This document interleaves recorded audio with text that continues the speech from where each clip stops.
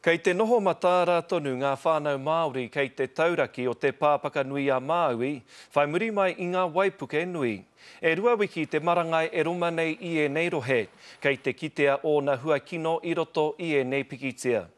E ai ki te kāwanatanga o a Hitereiria, he nui ngā mahi kei mua i a rātau ki te whakatika i ngā rohe.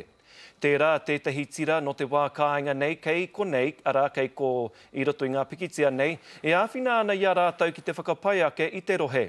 I tēnei wā kāori te mārama e hia tā rātau roa ki reira. Hioi ko tētahi atu o ngā āwangawanga nui, me pēhia e whai oranga ai ngā whānau, me nā kua whakatārewa hia a rātau mahi. E ai ki tētahi Māori kei te rohe whānui o Rockhampton e noho ana, ka tahi anō rātau ka tukuna kia hoki atu ki ngā mahi kari whenua. A lot of us are back at work now, out into the mines, but we'll have to take a long way up through Mackay and back that way. They had a skeleton work crew come in and grade all the roads, all the safeties back up to standard. But the actual town still cut off for the next week or so.